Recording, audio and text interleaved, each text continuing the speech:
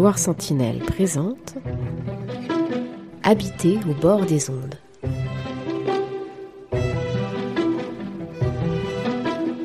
Aujourd'hui, embarqué à Nantes.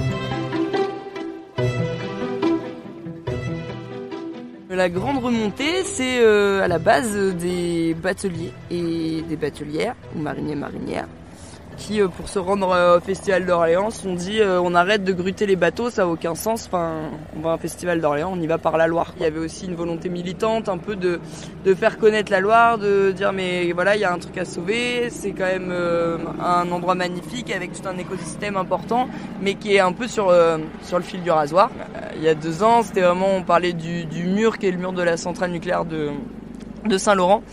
Et qui fait qu'on peut pas passer, on peut pas remonter en fait en bateau. Mais sinon on peut pas remonter en bateau, les poissons non plus ne peuvent pas remonter. Et donc là, on part de Nantes, on va être en tout 25 bateaux, une 50aine de mariniers, et on embarque aussi avec nous des scientifiques, des artistes, etc. Des scientifiques qui ont déjà des résultats par rapport à l'état de la Loire. Donc ils font remonter les résultats jusqu'au Festival d'Orléans. Et on a des escales tous les soirs où en fait on va essayer de sensibiliser le peuple qui habite autour de la Loire. Pour qu'ils appréhendent encore plus ce milieu, quoi.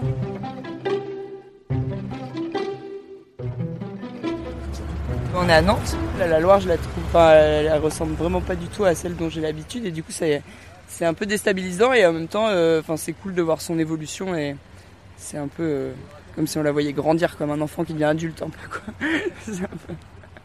Genre, nous, en ce moment, elle est très très claire, on voit à travers, et là c'est plutôt vert.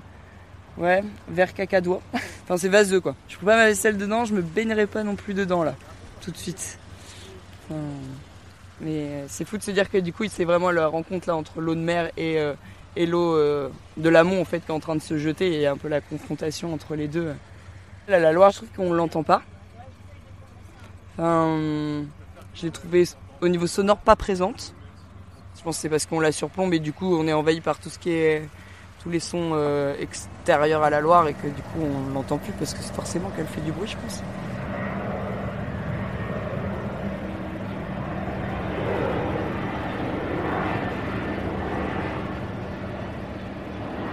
Pendant toute la traversée de Nantes, quand même, ce qui était intéressant, c'est de voir ces différentes époques, quoi. Il y a encore vachement tout ce qui était Indus, les chantiers navals, et en même temps, ces nouvelles constructions qui montrent une évolution différente, et puis ces vestiges un peu du fleuve et de ce qui avait été aménagé autour.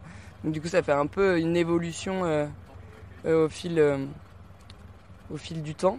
Par contre, on sent qu'il y a un peu une coupure avec le fleuve, quoi. Il y a plus de lien entre la population. Enfin, vu comme ça, on a l'impression que les populations, on dit les Nantais, c'est ça, ouais, Nantais. Les Nantais, c'est plus très uni avec le fleuve, quoi. Je m'appelle Estelle. Voilà, et moi je suis ligérienne. J'habite du côté de Tours, mais je me considère pas appartenir à une région, une ville, un patelin. Enfin, ouais, je me considère ligérienne, ouais. Habitant du fleuve, habitante.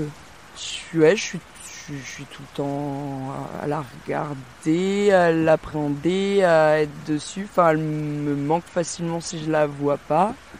C'est un peu étonnant, ouais, ça fait un peu partie de moi, quoi. C'est un truc, elle me manque. Je sais, quand je pars, même quelques temps, je me demande où elle en est, quel est son niveau d'eau. Enfin, il y a une espèce de truc comme un peu une amie ou un ami, où on se demande il en est où dans sa vie, quoi. Enfin, c'est un rapport, ouais, un peu amical, je crois. Puis ouais, elle fait, moi je navigue du coup pas mal sur les bateaux aussi, et puis ouais, de pouvoir d'être avec elle, là, pour le coup. On est sur elle, c'est elle qui nous porte. Il y a un truc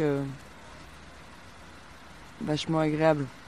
Puis je suis, on va dire, passionnée de navigation, de batellerie de Loire, et à côté de ça, je suis maraîchère au bord de la Loire, donc du coup en plus sur des terres qui sont maraîchères depuis longtemps et qui vivent avec le fleuve aussi pour être irriguées. Du coup, il y a tout un enjeu aussi, moi, au niveau de la question agricole, et du côté aussi comment on fait pour produire avec des difficultés en eau, avec ce fleuve qui est à côté, et ces nappes alluviales qui nous permettent de produire. Enfin, ouais, bref, il y a aussi un rapport comme ça par rapport à mon métier, fait que je produis grâce aussi à la Loire. C'est vraiment une adaptation, un retour à l'agriculture paysanne, à des pratiques où on permet au sol en fait de garder l'eau au maximum. Et oui, par contre, on aura toujours besoin d'irriguer, ça c'est sûr, quoi. Ouais, d'adapter les pratiques, les cultures, il y a toute une réflexion autour des semences aussi, en fait, du coup, d'avoir des semences qui sont adaptées, en fait, et qui vont résister, et qui sont pas, du coup, des semences un peu trop hybridées. Enfin, il y a vraiment toute une réflexion autour de l'irrigation qui va au-delà que juste irriguer aussi.